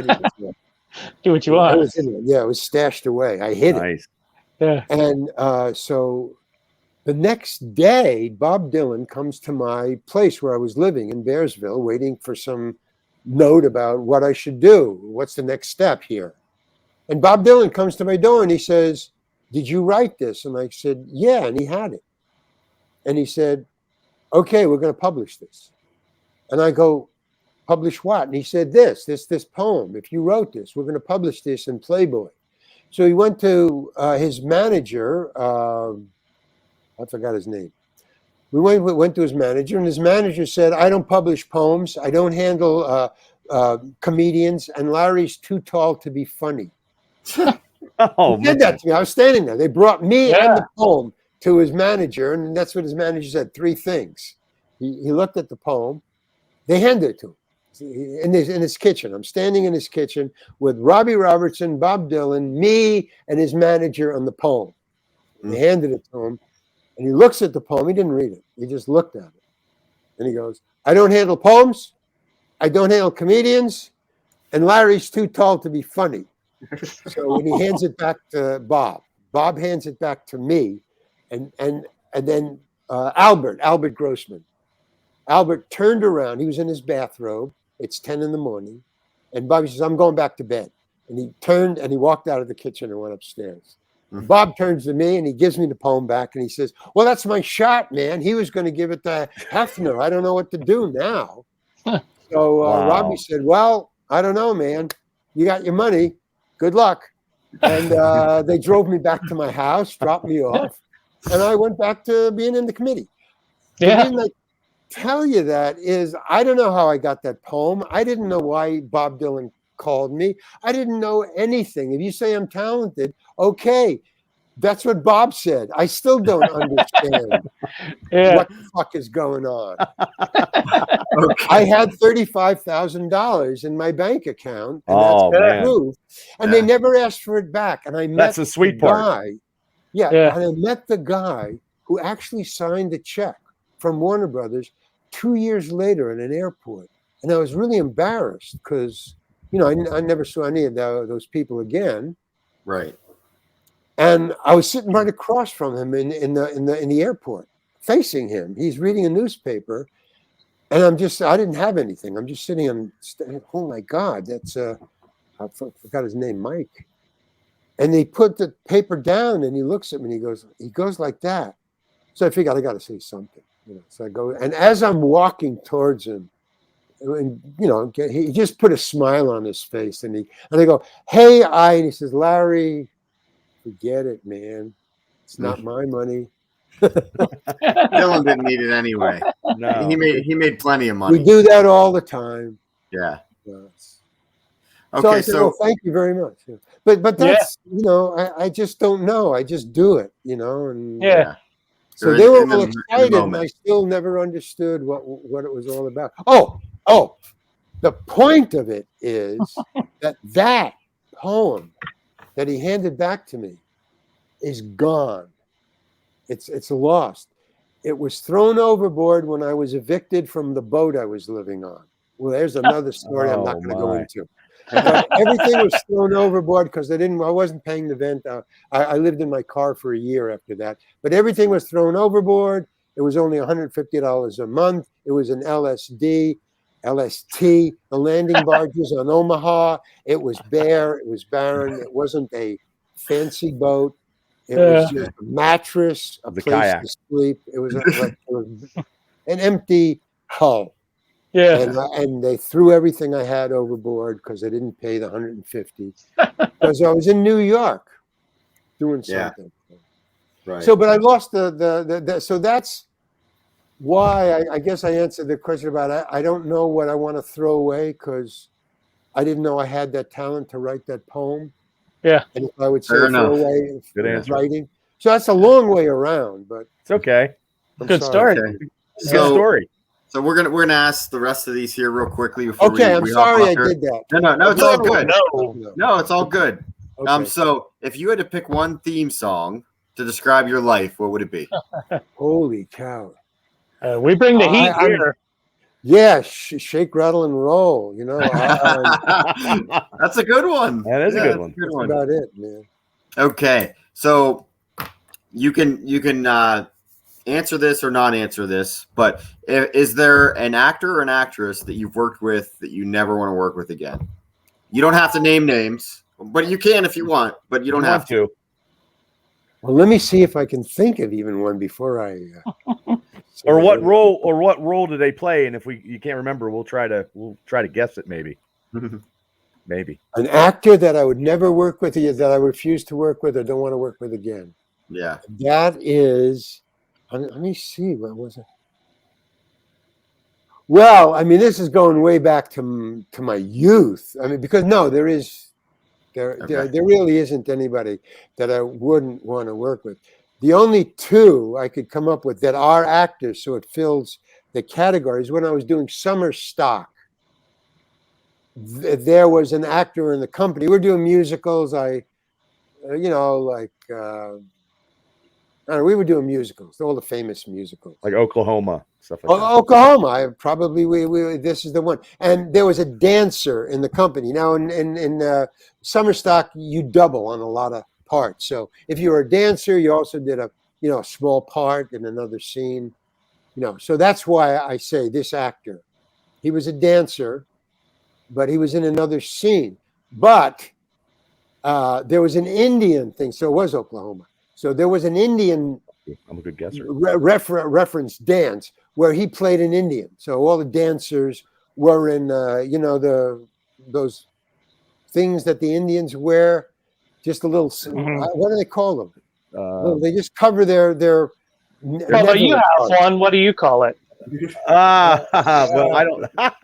it's just a flap in the. It's a flap in Yeah, the. I know what you mean. I just can't think of it. Loincloth? Loincloth. Yes. Oh, like a loincloth. Yes. So they were all naked, except for painted Indian signs and a loincloth, and they had these dances, and they were all very buff. So it was a great looking dance. But so they were all circling and dancing. And this particular dancer, who was also an actor in the show, he lost his loincloth. Oh, he had no underwear on underneath, and continued the dance for about, for 30 seconds before he realized that he didn't have a loincloth on. The audience was just going, "Oh my God! Oh my God!" And then he just looked out at the audience, wondering what the hell are they laughing at? And then, oh my God! And you just see him streak off stage. I don't want to work with him. Another good answer. Another good answer. So we're keeping going here. Fair enough. Is there ever a time you just wish you weren't a celebrity? A lot, yeah. Right now, maybe. Okay, well, we only got a couple more questions, but yeah, point taken. Is there a movie, a series, or a sitcom that you weren't in, but you would have loved the opportunity to be in? Oh man, yeah. Let me see. Because I'm watching. Why am? Well, I was. I was in a lot of good ones. I can't say that, but the only way I could answer that is I would like to have been a regular in series that I was an episodic performer in. Right. And I never could figure that out. And that's a great mystery of my career in show business. That's a big question, is how come I never was a regular or even a recurring? What does it take to be recurring? Sitcom. What does it take, Larry, to be recurring? Was it like 6 to 8 episodes or something like that? A recurring is 6, and I did 5 on Seinfeld, on Friends, and I always wondered why they got rid of me. I was that character is a legend. That Mr. Heckles is world famous, and I never could figure out why they killed that character. Except I asked, and they gave me an answer, and I'm not satisfied with it, frankly, fellas. Right. And I think I should get a lawyer or something. But no, I asked, and they said, well, I asked the writer. I said, well, why did you write me out? And he said, I didn't. Well, I'll tell you the story. I said, I didn't. He said, he didn't write me out. He was a beginner writer, and this was his first sitcom episodic that they would give him to write the whole thing. In other words, he'd been just hanging around and writing with somebody, and finally said, okay, we're giving you one. Write an episodic, the next one for 6 weeks. So he wrote it, and they said, well, what should he write it about? How do you even do that? And they said, what you do is you pick for you, because you're a beginner, how we do it for beginners is you pick a character that's already been on the show once, and you write an episode about your favorite character, so that he at least you have something that is known, a known commodity, as a central figure of the episode you're writing. And he picked me. He picked Mr. Heckles. He said, Mr. Heckles has been on once. I love that character. I'm going to write about him. And they said, fine. So so they wrote a character, and then he said, I wrote it, and you didn't die, he said. I said, so what happened? He said, well, they got one of the characters got kicked out of the apartment. It started with an H. I don't know. Joey. Not Joey. No, it was a male. So it's not Joey. One of the two males, not the sad-faced guy. The other guy, the ice skater from Canada, the drunk. The guy who was in rehab. Oh, him. I know who you're talking about. Well, the Ross? third guy. The third guy. No, No? the one that dated Aniston in the TV show.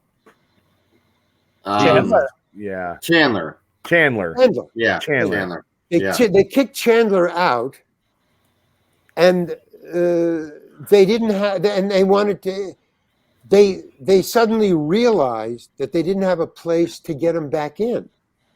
They thought it was really great to get him out, but they would put him in somewhere in the building, but they said, wait a minute, Mr. Heckles. They came to the writer of the episode that I was written about, and they said, we need the apartment right across the way from their apartment to put Chandler in. So give Heckles a heart attack, and we'll put him in there. So he said, that's why. He said, I didn't want to write you having a heart attack, but they needed the apartment. We had already set up that thing. Oh man! You are already on in that apartment right across the way. Yeah, that Right. sounds like bullshit. That was convenient. Mhm. So I sounded bullshit to me. But anyway, so I never understood why I was never on as a regular, and I was never on even as a recurring. I never figured it out. So that's why I don't understand why you guys are talking about what you're talking about. You're saying, wow, you're so famous and everything. I was never a recurring, not even a recurring. So how could I be famous? I just don't understand. You did it the hard way. You made so many appearances on so many things. The only thing I could figure out, because I've had discussions with friends, saying why, is that I was on so many that they equaled one, regular. Yeah. but all the ones that, You've been on everything known, so that is right. probably So where it it's been. equals one yeah. regular. Yeah. It's the only thing I can figure Quite right. out. But see, when you're doing episodics, the money is not like a regular. And Yeah. even if you're a regular, and even if you're a recurring, the bump up. So when I did 5, the reason I was so mad was the bump up is way up. Mhm. And then you get into the skyrocket when you're just a regular. Yeah. But a Yeah. recurring is way up here. An episodic is way down here. So even though I was equal to a Oh regular, man, you're like, one show away. Mhm. One show But- away. No, but That- from on one show. Yeah. Well, yeah. Yeah. But on Anyway, the others, I was just one. So that's the only question I have about show business and my not understanding about my fame. Yeah. What you missed out on. It boggles my mind. I mean, nobody of all the people that have seen me, everybody in show business see me. You know the guy who's on, the cop show where they all sit around the table every week and talk. The blue, Blue Blood. Blue Bloods. With the Tom star of Selleck. that. Tom Selleck. Tom Selleck. Tom Selleck is a big, huge fan of me because he came up to me and he said, "Hey, man, I'm a really big fan of yours." And then he kept, because we crossed in a TV studio, and he stopped. He stopped with his handlers. He has handlers. He stopped. He said, "Wait a minute, I got to talk to this guy. I'm a really big fan of yours." He kept on going. So if I'm known by Tom Selleck and he's a fan of mine, Yeah. how come nobody in show business said, "Wow, this guy should be a regular"? It boggles my mind. But that's it. Yeah. Other than that, I have no Yeah. qualms about show business. I think I have the greatest, career of anybody. It's really cool. I agree. So this ties into my last question before we wrap up here. So out of all the accomplishments and accolades that you don't want to admit to, but out of all of them, what do you want to be most remembered for? Something Or maybe that not even accolades. Maybe it's just personally. What would you like to be remembered for? something that I haven't done yet. Okay, that's a good Yeah. answer. Yeah. I mean, there's nothing that I've done that I can say is a legacy. I mean, the only thing I have that I do hope, now that I never thought of it in this way, but no, my body of work.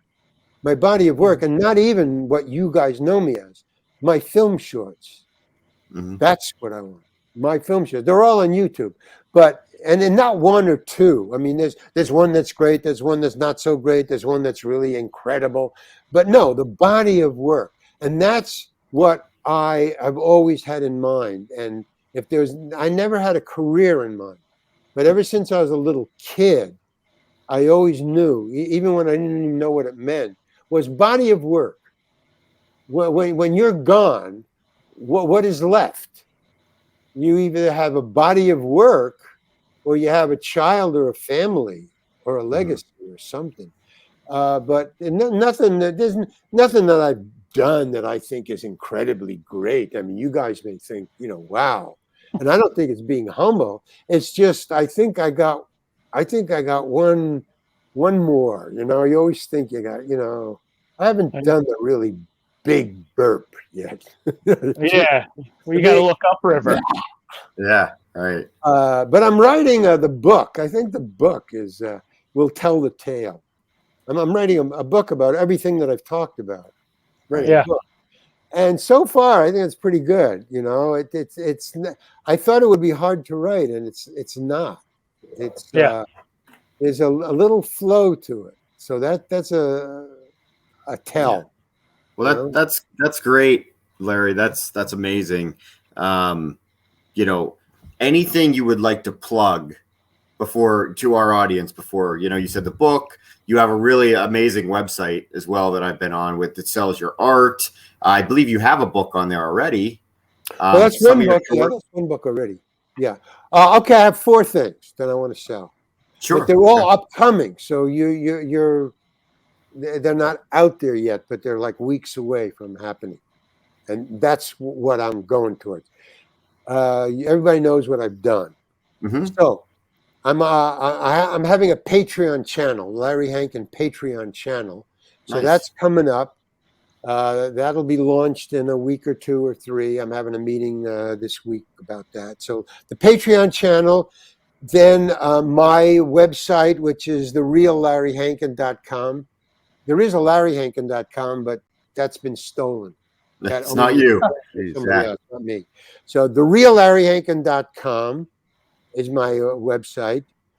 My book that I'm writing now of my adventures in show business. And this is interesting. This just happened yesterday. So it's down the road for you people who've got the money to afford it. An NFP, I don't even know what it means, but it has to do with my art. And it's like Bitcoin. And that's going up. They're making a Bitcoin art channel. And my art is on there. And right now, they just have one of my paintings up there is worth now $1,400, and it's going up. Yeah. Well, your art is amazing. Nice. It really is. I didn't even, know that you did that. But that is just one, the cowboy. But I just sent them 9 more, and I have 40. Though these are 2. These 2 are going up next. This one's called Hood in the Hood. This one, Hood in the Hood. Hood in the Hood. Hood in the Hood. And this one is called, this is backwards, so I can't, there you go. Yeah. And this one is called Authority. And they're big. So they're going up next. And then there's 10 more, and I got 40. But so those are the 4. My paintings on NFP, my website, Patreon, and the book. Nice. Now, I also have 2 movies that I'm writing right now. One is a horror movie and 2 are comedy. Well, it's 3. So, but in other words, what I did, so to give you guys the full Monty, is I quit show business 5 years ago. These 5 years up to this broadcast that you're doing has me changing what you guys know about me. Mm-hmm. Everything you guys know about me happened before 5 years ago. Right. Yeah. You don't know anything about me for the last 5 years. I've been sequestered, 2 of which. Right. So I've been sequestered, doing and building these 4 or 5 projects that I just mentioned. So you don't know. And that's why I couldn't say, what do I want to be remembered for? I think what I want to be remembered for is what's coming up, because it's me. It's not me being hired by somebody to do them. Yeah. This is me. From now on, it's me.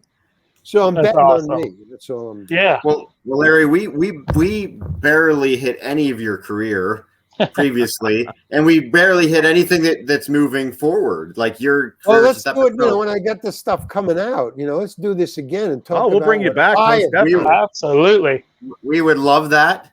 We will hold you to that. We will. And we will be following you and rooting you on. This has been amazing to all of us. You have no idea. Oh, thank you. Thank you, Larry, so much. We thank you. Well, for your no, time. thank you guys. I got a lot off my chest, especially with the question and answers. I got a lot about me. Thank you, That's man. awesome. You guys are great. Thank We'll you see so you, Larry. much. We'll see Thanks, you, Okay, Larry. take it easy. Take Thank care, you. man. Bye-bye. Bye.